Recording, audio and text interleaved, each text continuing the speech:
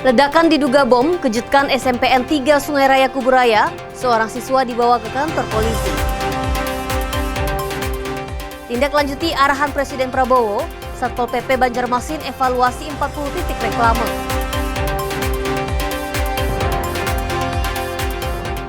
KSOP Samarinda mencatat 18 bunyi tambatan ilegal dekat jembatan Mahakam Ulu. Serunya Liga 4 Piala Gubernur Kalbar 2026, PS Kuburaya taklukkan Kalbar United lewat adu penalti.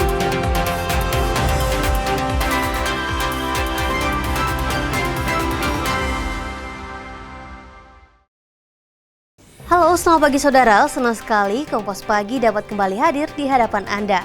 Kami telah merangkum beragam informasi menarik seputar Pulau Kalimantan yang akan menemani Anda selama 1 jam ke depan. Bersama saya, Melian Tacung. Mari kita jelang Kompas Pagi selengkapnya hanya di Kompas TV independen terpercaya.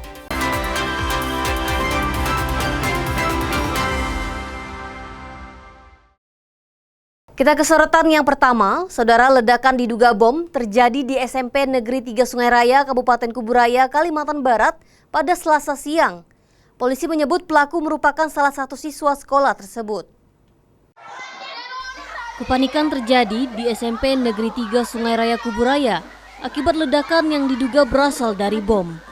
Kepala SMP Negeri 3 Sungai Raya, Lili, menyebut kejadian tersebut terjadi tiba-tiba.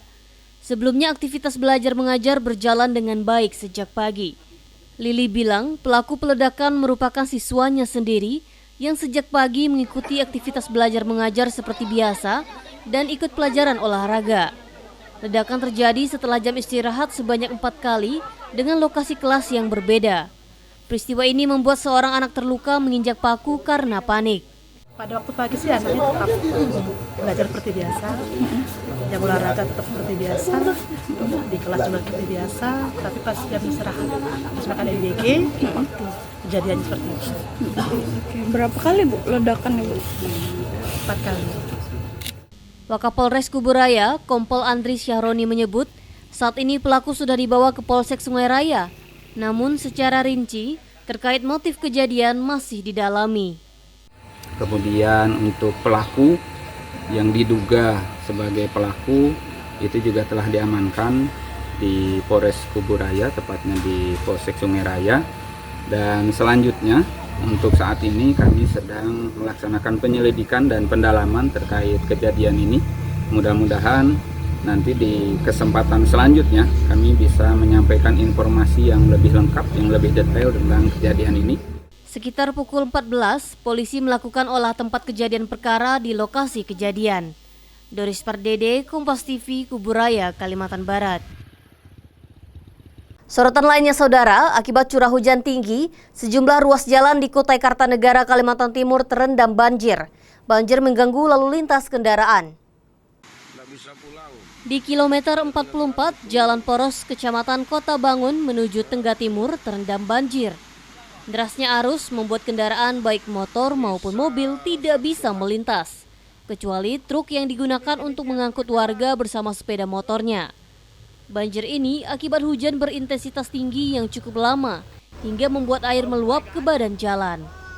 Ketinggian air antara 50 hingga 100 cm. Sejumlah kendaraan dapat melintas setelah banjir perlahan mulai berangsur surut. Sementara itu di kawasan lain Jalan Poros Kecamatan Muara Jawa, Sanga-Sanga, sejumlah sepeda motor terpaksa diangkut menggunakan mobil hingga truk gandeng akibat banjir merendam jalan utama. Namun pada Senin sore, Kepala Pelaksana BPBD Kaltim bilang banjir sudah berangsur surut, kendaraan pun bisa melintas dengan normal. Sanga dan Muara Kaman itu curah hujan maksimumnya sampai dengan 80 mm per detik. Seperti itu. Memang lebih ada di daerah jalan lebih tinggi lagi. Seperti itu. Makanya kemungkinan curah hujan yang tinggi tadi menyebabkan terjadinya penumpukan air yang akhirnya melimpah ke jalanan seperti itu. Tapi posisi saat ini sudah kami lakukan kaji informasi dari teman-teman relawan dan BPBD Kabupaten Kota, airnya sudah mulai surut. Sorotan selanjutnya, pemerintah Kota Singkawang menertibkan tempat pembuangan sampah ilegal yang berada di Jalan Kalimantan, Kelurahan Condong, Kecamatan Singkawang Tengah. Sampah menumpuk di pinggir jalan Kalimantan ini diangkut dan kemudian dibersihkan oleh petugas kebersihan yang dibantu petugas pemadam kebakaran Kota Singkawang. Setelah bersih, petugas kemudian memasang banner larangan buang sampah serta sanksi bagi yang membandel. Di sini petugas juga memasang pot bunga guna memberikan kesan indah. Wakil Wali Kota Muhammadin bilang, menjaga kebersihan kota adalah kewajiban seluruh pihak, mengingat Kota Singkawang adalah kota jasa dan pariwisata, serta demi kebersihan lingkungan. Kan tempat sampah yang mungkin selama ini masih kita biarkan, ada toleransi, tapi saat ini memang kita tegaskan bahwa tidak boleh ada pembuangan lagi, karena ada tempat pembuangannya di jalan di dekat Cibinong ya. Yang terdekat bisa membuang misalnya, kalau yang tidak ada angkutan, maka pemerintah Kota Singkawang, saya wakil wali kota yang juga mewakili Ibu Wali Kota mengimbau kita tetap saat ini fokus terhadap sampah ini, karena memang kita sudah ada teguran dari pemerintah pusat. Saudara, menindaklanjuti arahan Presiden Prabowo Subianto saat Rakornas Kepala Daerah terkait estetika dan tata ruang kota, Satpol PP Kota Banjarmasin langsung mengambil langkah tegas. Sepanjang tahun 2026 ini, sebanyak 40 titik reklame yang dinilai menyalahi aturan akan dievaluasi dan ditertibkan guna mengembalikan keindahan wajah kota. Pidato Presiden Prabowo Subianto pada Rakornas 2026 yang menyoroti semerawutnya papan reklame di sejumlah ruas jalan menjadi sinyal bagi pemerintah daerah untuk berbenah. Di Kota Banjarmasin, Kalimantan Selatan, fokus penertiban kini diarahkan pada puluhan titik reklame yang berdiri di lokasi dilarang. Kepala Satpol PP Kota Banjarmasin Ahmad Muzayin menyatakan pihaknya telah memetakan 40 titik reklame yang akan masuk tahap evaluasi. Prioritas utama menyasar reklame yang masih berdiri di median jalan sepanjang Jalan Antasari serta papan iklan di Jalan Ahmad Yani. Dalam prosesnya, Satpol PP tidak bekerja sendiri. Mereka melibatkan dinas terkait seperti pihak kejaksaan sebagai pendamping hukum guna memastikan proses pembongkaran berjalan sesuai ketentuan dan memiliki dasar legalitas yang kuat. Untuk 2026 ini kita sudah programkan. Target pertama sisa yang berada di median jalan. Ada di median jalan itu kurang lebih yang terdata sementara ada 4 atau 5 titik sepanjang Jalan Antasari, dan di luar dari itu ada 4 atau 5 titik. Kemudian fokus juga itu kita melakukan upaya penertiban reklame-reklame sepanjang Jalan Ayani. Berdasarkan data rekapitulasi sejak tahun 2021 hingga 2025, Pemkot Banjarmasin telah membongkar 16 reklame besar. Jumlah itu meliputi baliho bando yang melintang di atas jalan, billboard ilegal, hingga spanduk-spanduk yang mengganggu jarak pandang pengendara. Upaya pembersihan ruang publik ini diharapkan dapat menciptakan tata kota Banjarmasin yang lebih rapi, aman dan nyaman bagi masyarakat, sekaligus menjalankan mandat pemerintah pusat dalam penataan infrastruktur daerah. Saida Aisyah, Kompas TV, Banjarmasin, Kalimantan Selatan. Sementara itu, Ketua Komisi 1 DPRD Provinsi Kalimantan Barat, Rasmidi, minta pemerintah daerah jalankan arahan Presiden soal penertiban spanduk yang merusak keindahan kota. Sementara untuk billboard dan videotron, serta yang memberikan kontribusi pajak bagi daerah diminta lebih ditata. Menurut Rasmidi, jika sudah ada peraturan daerahnya, Satpol PP hendaknya mulai bergerak menertibkan spanduk-spanduk yang merusak pemandangan dan keindahan kota. Sementara untuk baliho yang ada pajaknya, menurutnya tidak masalah karena jadi sumber pendapatan daerah. Mestinya kalau ada perda yang mengatur soal itu, maka ada perbedaan spanduk-spanduk billboard yang notabene itu katakanlah billboard yang sudah diatur, yang juga mereka bayar pajak. Nah itu kan bisa pendapatan daerah. Nah kalau disamakan bahwa itu spanduk atau baliho yang kira-kira merusak pemandangan, kan pendapatan daerah juga akan berkurang. Jadi artinya diatur mekanismenya. Informasi selanjutnya, operasi keselamatan, polisi kedepankan edukasi. Tetaplah bersama kami di Kompas Pagi.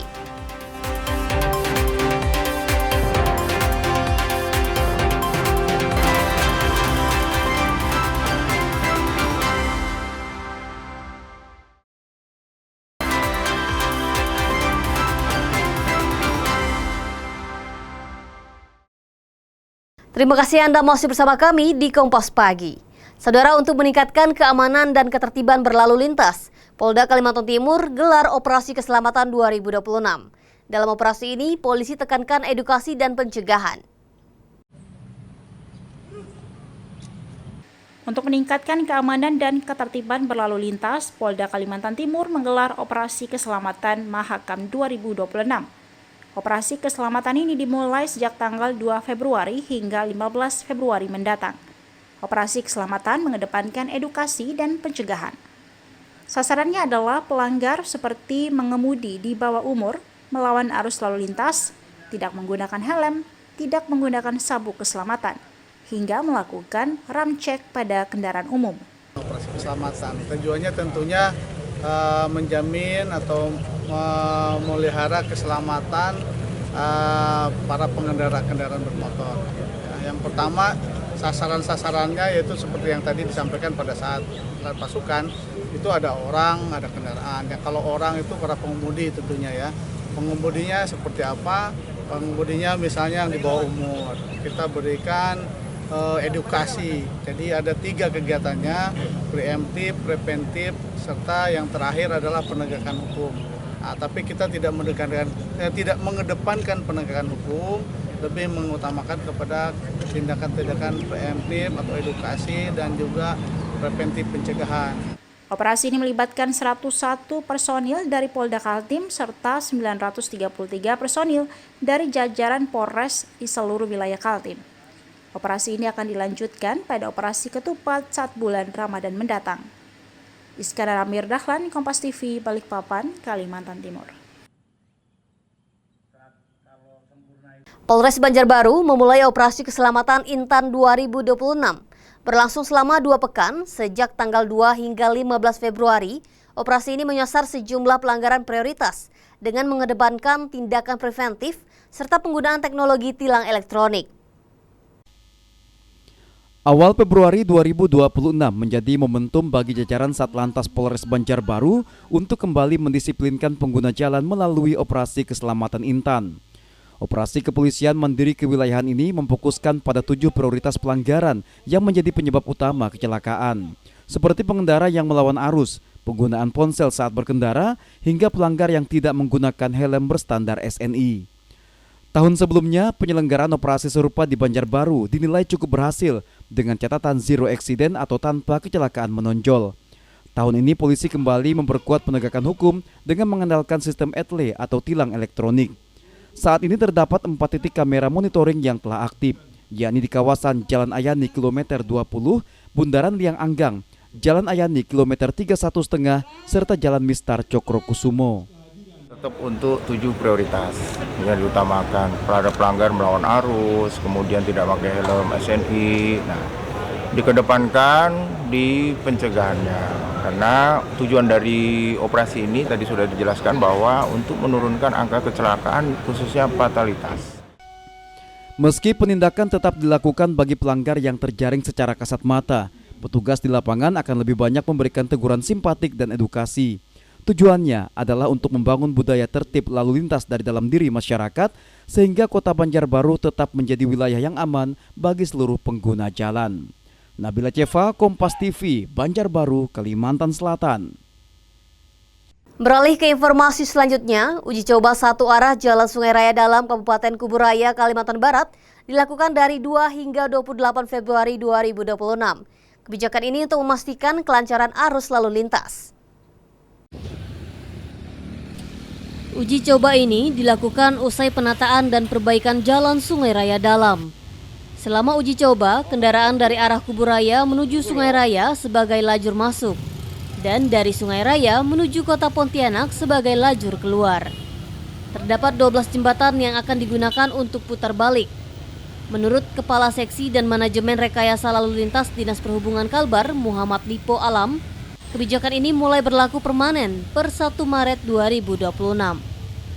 Sosialisasi kami lakukan 1 Januari sampai 31 Januari. Uji cobanya kami melakukan tanggal 1 Februari sampai tanggal 28 Februari. Dan pelaksanaan nanti 1 Maret 2026 dan seterusnya. Saudara, Kantor Kesyahbandaran dan Otoritas Pelabuhan atau KSOP Samarinda mencatat ada 18 buih tambatan ilegal di kawasan Jembatan Mahakam Ulu. Diduga ini menjadi pemicu seringnya tongkang menabrak jembatan akibat tali kapal yang kerap putus. Kepala KSOP Samarinda, Mursidi, menyebut pihak KSOP bersama aparat penegak hukum lain berjanji akan membersihkan buih tambatan ilegal tersebut. Saat ini, pihak KSOP akan melakukan sosialisasi penertiban kepada masyarakat yang memiliki buih tambatan ilegal. Sebelumnya, pada 25 Januari 2026, kapal tongkang batubara menabrak jembatan Mahulu akibat tali kapal putus dari buih tambatan yang diduga ilegal. Kan selama ini yang jadi masalah adalah karena menunggu jam pengolongan, maka kapal ini lambat di buih yang memang tidak kita rekomendasikan. Berapa catatan dari KSOP Pak? Berapa buih atau tambatan yang ada di situ Pak? Catatan itu memang kurang lebih ada sekitar 10 sampai 18 tempat labuh. Tapi ini kan secara otomatis nantinya juga melihat kebutuhan kapal membutuhkan juga enggak. Kalau memang tidak butuhkan lagi dia tidak akan tampak lagi di situ. Kita ke informasi soal parkir kendaraan besar di sejumlah ruas jalan umum masih menjadi tantangan dalam penataan ruang publik. Asosiasi Pengusaha Truk Indonesia Wilayah Kalimantan Barat menegaskan komitmennya untuk mengatasi masalah parkir kendaraan besar dan tantangan logistik yang menghambat perekonomian daerah. Aktivitas logistik yang terus meningkat seiring pertumbuhan ekonomi daerah memicu persoalan baru, salah satunya parkir kendaraan besar yang belum tertata dengan baik. Merespons hal ini, Ketua Dewan Pimpinan Daerah Asosiasi Pengusaha Truk Indonesia Wilayah Kalbar, Al-Amin, menyampaikan komitmennya dalam menjawab tantangan tersebut, yakni memperkuat kolaborasi dengan pemerintah dan pihak terkait untuk menjamin peredaran barang lebih tertib dan membersihkan ruang jalan dari parkir sembarangan dan meningkatkan sosialisasi serta penyuluhan kepada masyarakat dan pengemudi angkutan barang agar mematuhi aturan parkir dan lalu lintas. Saya di sini ada penyampaian, ini mobil parkir punya alasan, punya dasar. Ini supir-supir kami lebih nggak mau parkir di sini. Cuma oleh karena di sini kami parkir, ini untuk ikut antri minyak, karena keterbatasan minyak. Ya mudah-mudahlah dengan adanya Musda Aprindo ini dan kawan-kawan percayakan kepada saya, ya insya Allah apa yang menjadi permasalahan kendala ini saya akan perjuangkan. Sementara itu, Ketua Umum Asosiasi Pengusaha Truk Indonesia Gemilang Tarigan bilang, upaya lain yang dinilai penting adalah penyusunan database kendaraan angkutan barang secara terpadu. Data ini dapat digunakan untuk memetakan kebutuhan parkir, mengantisipasi pelanggaran overdimension dan overloading atau odol, serta mempermudah koordinasi antar pihak dalam penertiban di lapangan. Masalah database anggota tadi kan ditanya, ini penting kan gitu ya. Ketiga itu masalah odol ke depan. Ini kan tahun 2027 ini odol harus ditertibkan gitu ya. Jadi odol ini juga harus diantisipasi. Nah, untuk mengantisipasinya bahwa Aprindo DPD Kalbar harus berkoordinasi dengan stakeholder yang ada. Bagaimana memecahkan permasalahan yang ada di aplikasi kerjasama ini sebagai upaya mendukung kelancaran perputaran roda perekonomian serta membantu menjalankan kepentingan publik. Sucia Lucinda, Kompas TV, Pontianak, Kalimantan Barat. Usai jeda, kami akan kembali hadir dengan informasi seputar stok beras Kalbar aman sampai Idul Fitri. Tetaplah bersama saya, Melian Tacung dalam Kompas Pagi.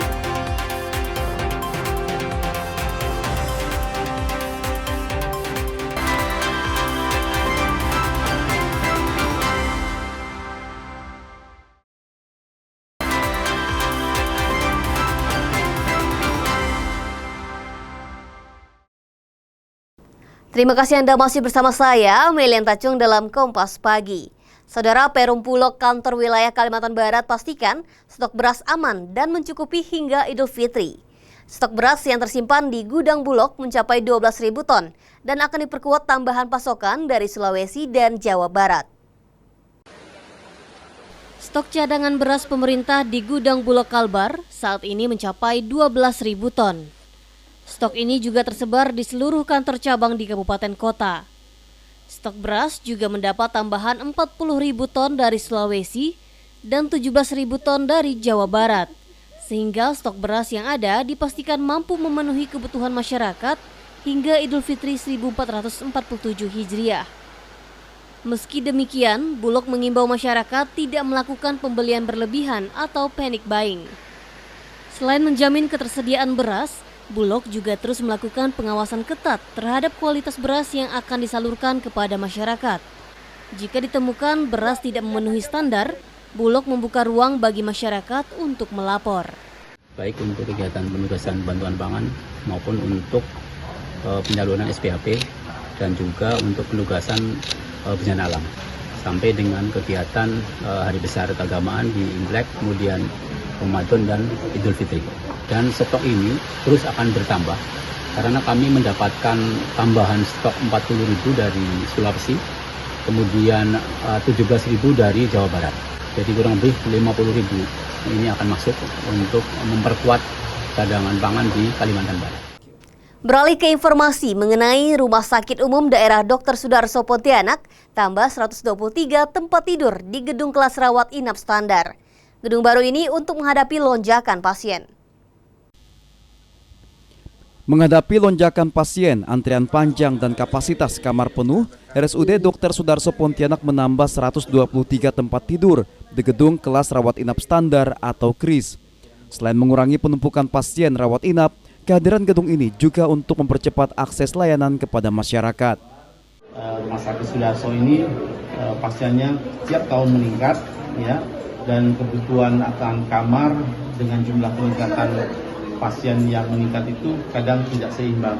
Nah, inilah yang kemudian diperlukan penambahan daya tampung kamar rawat inap. Kemudian yang kedua, kaitannya dengan aturan di dalam peraturan pemerintah dan juga Kemenkes terkait dengan persyaratan atau kriteria kamar rawat inap standar untuk peserta jaminan kesehatan atau peserta BPJS. Sementara itu, Gubernur Kalimantan Barat Ria Norsan bilang, pembentukan unit layanan stroke juga menjadi perhatian khusus pemerintah daerah. Karena berdasarkan data 2024, RSUD Dr. Sudarso menangani lebih dari 1.600 pasien stroke. Karena itu, adanya berbagai unit layanan khusus diharapkan dapat mempercepat penanganan penyakit dengan risiko kematian tinggi, seperti jantung, stroke, diabetes, dan kanker. Jadi sebenarnya kualitas rumah sakit kita juga sudah bagus, pelayanan juga sudah bagus ya. Nah, namun ada beberapa alat yang kita belum punyai, ya dokter ya. Tapi kalau dari sisi ini sudah cukup sih untuk melayani masyarakat Kalimantan Barat. Kualitasnya juga bagus. Dan contoh misalnya untuk pasang ring yang jantung. Nah, kita sudah ada layanan untuk pasang ring. Selain pembangunan infrastruktur pendukung, Gubernur juga menekankan pentingnya peningkatan kualitas pelayanan tenaga kesehatan yang profesional, baik dari sisi kompetensi teknis maupun pendekatan humanis. Sucia Lucinda, Kompas TV, Pontianak, Kalimantan Barat. Dari Kalimantan Selatan, Saudara, komitmen Universitas Lambung Mangkurat dalam meningkatkan standar mutu internasional kembali membuahkan hasil. Bertepatan dengan peringatan Bulan K3 Nasional, Laboratorium Terpadu ULM secara resmi meraih sertifikat ISO 4501-2018 terkait sistem manajemen keselamatan dan kesehatan kerja. Penyerahan sertifikat internasional ISO 4501-2018 berlangsung hikmat di Gedung Laboratorium Terpadu ULM Banjarbaru pada Selasa siang. Sertifikat tersebut diserahkan langsung oleh pihak CBQA Global kepada Rektor ULM, Profesor Ahmad Alim Bakri. Keberhasilan ini diraih setelah melalui rangkaian audit ketat pada akhir tahun 2025 lalu. Standar ISO ini menjadi bukti bahwa Laboratorium Terpadu ULM telah memiliki pedoman internasional dalam mencegah cedera dan menjamin kesehatan di lingkungan kerja. Langkah besar Universitas Lambung Mangkurat, komitmen dari Pak Rektor dan seluruh Bapak Wakil Rektor bagaimana Universitas Lambung Mangkurat aware terhadap K3 dan sangat mendukung dari proses pencapaian itu, salah satunya adalah akreditasi internasional. Jadi sistem manajemen ini akan menjadi salah satu langkah besar yang nantinya mudah-mudahan Bapak Ibu di setiap unit kerja itu nantinya akan bisa menerapkan juga di beberapa fakultas. Rektor ULM menegaskan, implementasi penjaminan mutu adalah hal mutlak dalam mengendalikan sistem tridharma perguruan tinggi. Laboratorium yang telah melayani 15 program studi ini diharapkan menjadi pemantik bagi unit kerja lain untuk menerapkan budaya mutu yang serupa.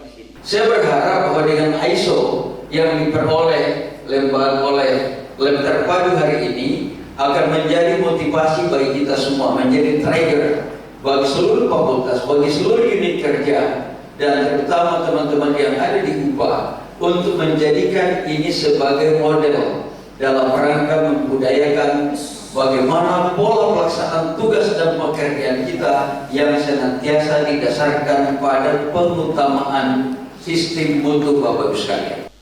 Pihak lembaga sertifikasi berharap ULM dapat menjadi proyek percontohan bagi laboratorium pendidikan lainnya di Indonesia dalam meningkatkan nilai akreditasi institusi. Dan harapannya tentu ini bisa menjadi pilot project bagi laboratorium-laboratorium lain ya untuk peningkatan nilai akreditasinya.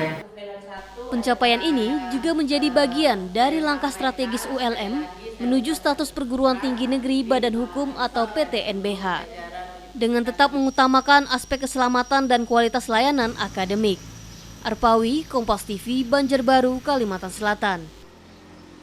Kita ke informasi seputar olahraga. Pengurus Komite Olahraga Nasional Indonesia Kota Pontianak masa bakti 2025-2029 resmi dilantik. Usai dilantik, para pengurus KONI bertekad meningkatkan prestasi atlet dan lebih transparan dalam pengelolaan anggaran olahraga. Pelantikan pengurus KONI Kota Pontianak masa bakti 2025-2029 dilakukan di salah satu hotel di Jalan Ahmad Yani.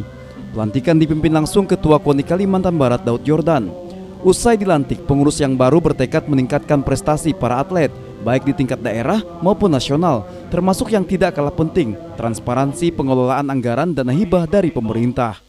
Kami selepas ini akan mengadakan rapat pleno di Mercure untuk mengevaluasi daripada KONI Kota, mana yang harus kita perbaiki, mana langkah-langkah juga yang akan kita ambil nanti, di mana dalam waktu yang tidak lama lagi kan kita KONI Kota ini kan akan menghadapi Pemprov. Maka dari itu di dalam rapat pleno nanti kami akan membahas masalah ini juga bersama-sama. Selain sinergitas, KONI Pontianak diharapkan terus memperbaiki kualitas sumber daya manusia di bidang olahraga. Selanjutnya turut mempersiapkan penjaringan cabur potensial untuk ajang Pekan Olahraga tingkat provinsi. Tentu dengan dilantik ini besar harapan kami KONI Provinsi Kalimantan Barat dapat bersinergi bersama-sama dalam membina para atlet-atlet yang berada di Kota Pontianak.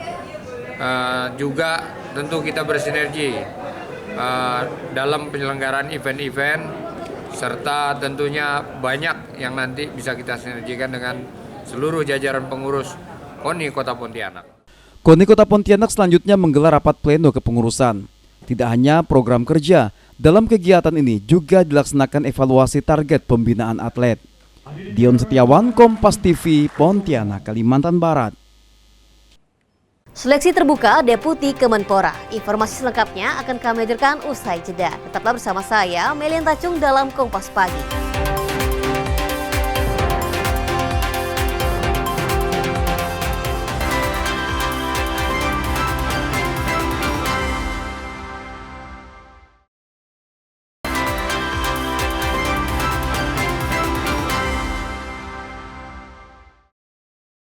Terima kasih Anda masih bersama saya, Melian Tacung dalam Kompas Pagi.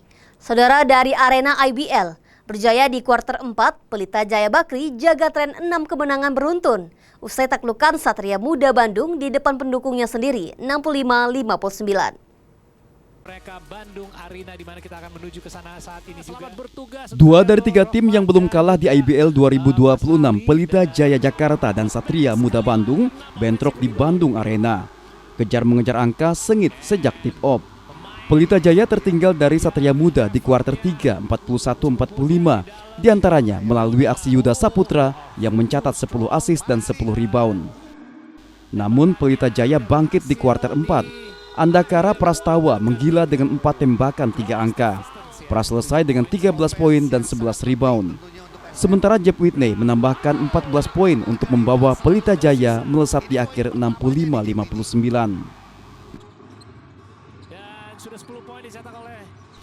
Kemenangan ini membawa Pelita Jaya ke puncak klasemen sementara dengan 12 poin, sekaligus memutus catatan 5 kemenangan beruntun Satria Muda. Kita beralih ke ajang perempat final kompetisi sepak bola Liga 4 Piala Gubernur Kalbar tahun 2026. PS Kuburaya bentrok Kalbar United di Stadion Sultan Syarif Abdurrahman Pontianak. Bermain sama kuat di waktu normal, kedua tim harus melanjutkan pertandingan ke babak adu penalti.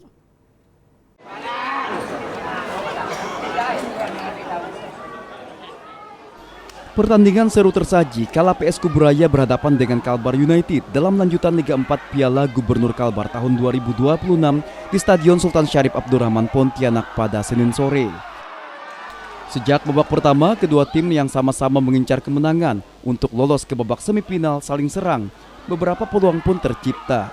Dengan memakai jersey merah, Kalbar United yang lebih mendominasi serangan mampu mencetak gol di menit 42 lewat kaki Haikal memanfaatkan umpan dari sektor kiri. Skor 1-0 untuk Kalbar United.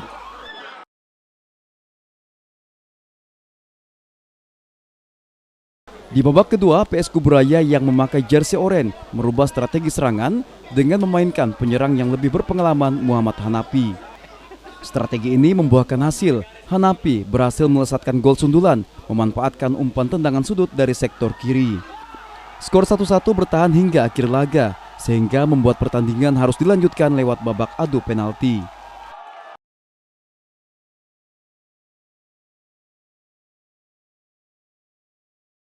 Berhasil menepis dua sepakan pemain Kalbar United, PS Kuburaya berhasil keluar sebagai pemenang dengan skor akhir 2-4.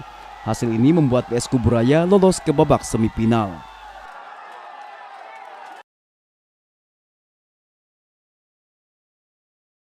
Perjuangan teman-teman PS Kuburaya hari ini yang di awal kita tidak diunggulkan tapi kita bisa mengalahkan tim besar yang notabene digadang-gadang menjadi tim juara. Alhamdulillah atas izin Allah, perjuangan teman-teman PS Kuburaya hari ini kita lolos ke semifinal dan kita siap masuk ke final. Terima kasih. Jujur sebenarnya agak sedikit panik sebenarnya, tapi demi Kuburaya biar gimana pun kita tetap pede. Itu ya. Upaya dorong industrialisasi olahraga dari sisi pembuat kebijakan. Kementerian Pemuda dan Olahraga gelar seleksi terbuka untuk jabatan Deputi Bidang Pengembangan Industri Olahraga. Panitia seleksi terdiri dari 5 orang termasuk Sesmenpora Gunawan Suswantoro serta mantan Komisioner KPK Chandra Hamzah. Semua pihak bisa mendaftar sebagai bakal calon, baik itu aparatur sipil negara maupun non-ASN, asal memenuhi syarat yang telah ditentukan. Salah satunya jenjang pendidikan pasca sarjana bagi non-ASN dan sarjana bagi ASN. Seleksi dibuka mulai 3 hingga 17 Februari, dimulai dengan tahapan seleksi administratif. Pansel menegaskan tidak ada nama titipan. Seleksi dilakukan secara jujur, objektif, akuntabel, dan menganut prinsip kehati-hatian. Nah, Pak Menteri punya imajinasi, punya keinginan, kenapa industri olahraga kita tidak seperti di luar negeri. Nah, ada aspek olahraganya dan ada aspek bisnisnya. Nah, itu mungkin kira-kira bayangannya. Karena itu dibuka kemungkinan calon seluas-luasnya. Bukan cuma internal, bukan cuma ASN, pihak swasta, profesional, tolong kembangkan ini. Jangan kemana-mana, kami akan kembali hadir usai pariwara berikut ini. Tetaplah bersama kami di Kompas Pagi.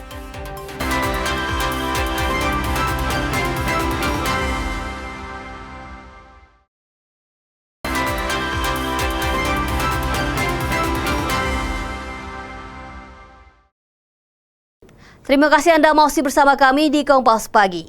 Saudara, bagi Anda yang tidak sempat menyaksikan informasi utama Kompas Pagi hari ini, berikut kami hadirkan kembali untuk Anda. Kepanikan terjadi di SMP Negeri 3 Sungai Raya Kuburaya akibat ledakan yang diduga berasal dari bom. Kepala SMP Negeri 3 Sungai Raya, Lili, menyebut kejadian tersebut terjadi tiba-tiba. Sebelumnya aktivitas belajar mengajar berjalan dengan baik sejak pagi. Lili bilang pelaku peledakan merupakan siswanya sendiri yang sejak pagi mengikuti aktivitas belajar mengajar seperti biasa dan ikut pelajaran olahraga. Ledakan terjadi setelah jam istirahat sebanyak 4 kali dengan lokasi kelas yang berbeda. Peristiwa ini membuat seorang anak terluka menginjak paku karena panik. Pada waktu pagi sih anaknya tetap belajar seperti biasa, jam olahraga tetap seperti biasa, di kelas juga seperti biasa, tapi pas jam istirahat, pas makan MBG, kejadian seperti itu. Berapa kali Bu ledakan Ibu? 4 kali. Wakapolres Kuburaya, Kompol Andri Syahroni menyebut, saat ini pelaku sudah dibawa ke Polsek Sungai Raya. Namun secara rinci, terkait motif kejadian masih didalami. Kemudian untuk pelaku yang diduga sebagai pelaku itu juga telah diamankan di Polres Kuburaya, tepatnya di Polsek Sungai Raya. Dan selanjutnya untuk saat ini kami sedang melaksanakan penyelidikan dan pendalaman terkait kejadian ini. Mudah-mudahan nanti di kesempatan selanjutnya kami bisa menyampaikan informasi yang lebih lengkap, yang lebih detail tentang kejadian ini. Sekitar pukul 14, polisi melakukan olah tempat kejadian perkara di lokasi kejadian. Doris Pardede, Kompas TV, Kuburaya, Kalimantan Barat. Pidato Presiden Prabowo Subianto pada Rakornas 2026 yang menyoroti semerawutnya papan reklame di sejumlah ruas jalan menjadi sinyal bagi pemerintah daerah untuk berbenah. Di Kota Banjarmasin, Kalimantan Selatan, fokus penertiban kini diarahkan pada puluhan titik reklame yang berdiri di lokasi dilarang. Kepala Satpol PP Kota Banjarmasin Ahmad Muzayin menyatakan pihaknya telah memetakan 40 titik reklame yang akan masuk tahap evaluasi. Prioritas utama menyasar reklame yang masih berdiri di median jalan sepanjang Jalan Antasari serta papan iklan di Jalan Ahmad Yani. Dalam prosesnya, Satpol PP tidak bekerja sendiri. Mereka melibatkan dinas terkait seperti pihak kejaksaan sebagai pendamping hukum guna memastikan proses pembongkaran berjalan sesuai ketentuan dan memiliki dasar legalitas yang kuat. Untuk 2026 ini kita sudah programkan. Target pertama sisa yang berada di median jalan. Ada di median jalan itu kurang lebih yang terdata sementara ada 4-5 titik sepanjang Jalan Antasari dan di luar dari itu ada 4 atau 5 titik. Kemudian fokus juga itu kita melakukan upaya penertiban reklame-reklame sepanjang Jalan Ayani. Berdasarkan data rekapitulasi sejak tahun 2021 hingga 2025, Pemkot Banjarmasin telah membongkar 16 reklame besar. Jumlah itu meliputi baliho bando yang melintang di atas jalan, billboard ilegal, hingga spanduk-spanduk yang mengganggu jarak pandang pengendara. Upaya pembersihan ruang publik ini diharapkan dapat menciptakan tata kota Banjarmasin yang lebih rapi, aman dan nyaman bagi masyarakat, sekaligus menjalankan mandat pemerintah pusat dalam penataan infrastruktur daerah. Saida Aisyah, Kompas TV, Banjarmasin, Kalimantan Selatan.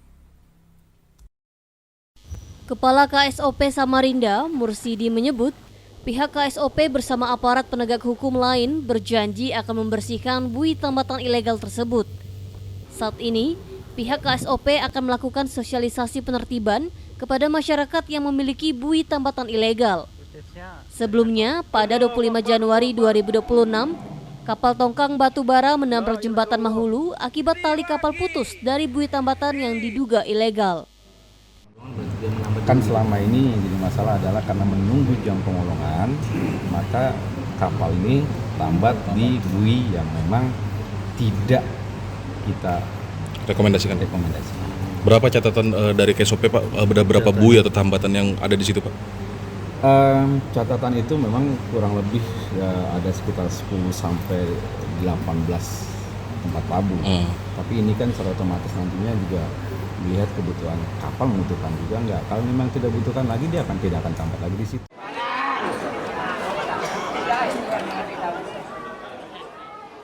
Pertandingan seru tersaji kala PS Kuburaya berhadapan dengan Kalbar United dalam lanjutan Liga 4 Piala Gubernur Kalbar tahun 2026 di Stadion Sultan Syarif Abdurrahman Pontianak pada Senin sore. Sejak babak pertama, kedua tim yang sama-sama mengincar kemenangan untuk lolos ke babak semifinal saling serang. Beberapa peluang pun tercipta. Dengan memakai jersey merah, Kalbar United yang lebih mendominasi serangan mampu mencetak gol di menit 42 lewat kaki Haikal memanfaatkan umpan dari sektor kiri. Skor 1-0 untuk Kalbar United.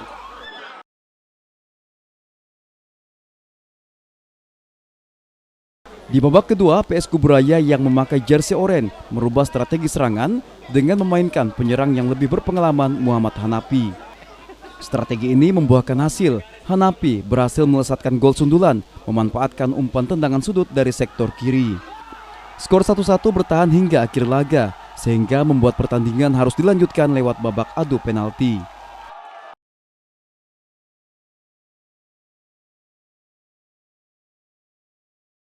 Berhasil menepis 2 sepakan pemain Kalbar United, PS Kuburaya berhasil keluar sebagai pemenang dengan skor akhir 2-4. Hasil ini membuat PS Kuburaya lolos ke babak semifinal.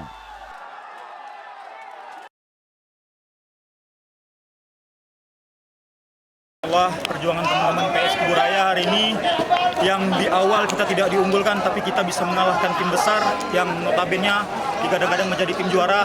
Alhamdulillah atas izin Allah, perjuangan teman-teman PS Kuburaya hari ini kita lolos ke semifinal dan kita siap masuk ke final. Terima kasih. Jujur sebenarnya agak sedikit panik sebenarnya, tapi demi Kuburaya biar gimana pun kita tetap pede. Itu ya. Saudara, itu tadi informasi terakhir yang menutup perjumpaan kita pada hari ini. Jangan lupa saksikan terus Kompas Pagi dan program menarik lainnya hanya di Kompas TV Independen Terpercaya. Akhir kata, saya Melian Tacung, mewakili segenap kru tugas mengucapkan terima kasih dan sampai jumpa.